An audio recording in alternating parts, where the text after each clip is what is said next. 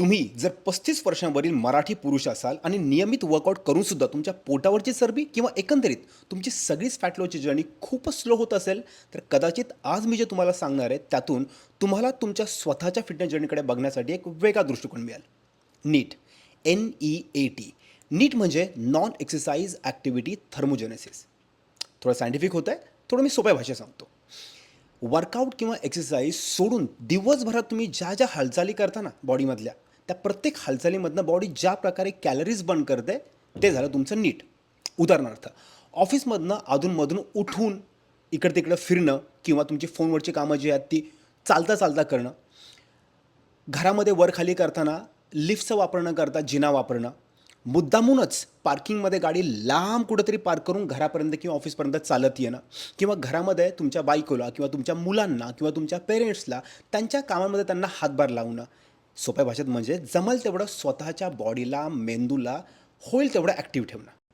कसं आहे माहिती आहे का, आपल्यापैकी ना अनेकांना असंच वाटतं की मी आज सकाळी 1 तास वर्कआउट केला म्हणजे आजचं काम झालं. पण खरं काय माहिती आहे का, तुमचं शरीर त्या 1 तासात नाही बदलत. ते बदलतं उरलेल्या 23 तासांमध्ये तुम्ही किती ॲक्टिव्ह राहता त्यानुसार. म्हणूनच आजपासून जमलं तर ह्या 3-4 सवयी लावायचा प्रयत्न करा. सगळ्यात पहिलं, लिफ्टच्या ऐवजी शक्य असेल तर जिने वापरायचा प्रयत्न करा. घरामध्ये मुद्दामूनच आई-वडिलांना, तुमच्या मुलांना, बायकोला त्यांच्या कामामध्ये सपोर्ट करायचा प्रयत्न करा, जर तुमच्याकडे टाईम असेल तर. होईल तेवढं दिवसभरामध्ये 7,000 ते 10,000 पावलं चाला. ऑफिसमधनं बळणीच चालायला सुरुवात करायची, उठायचं 2-5 मिनटं.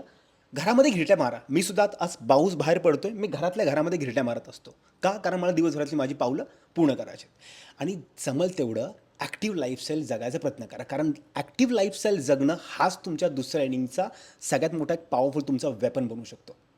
इथपर्यंत ऐकलं असेल तर धन्यवाद. आणि अशाच हेल्दी सूत्रांसाठी बिल्ड फॉर लाईफ मराठीला फॉलो करा आणि तुमच्या मित्रांसोबतसुद्धा ह्या पेजला शेअर करा. कारण इथून पुढं आपल्याला फक्त जगायचं नाही आहे, आपल्याला सगळ्यांना एकत्र मिळून ताकदीने जगायचं आहे. धन्यवाद.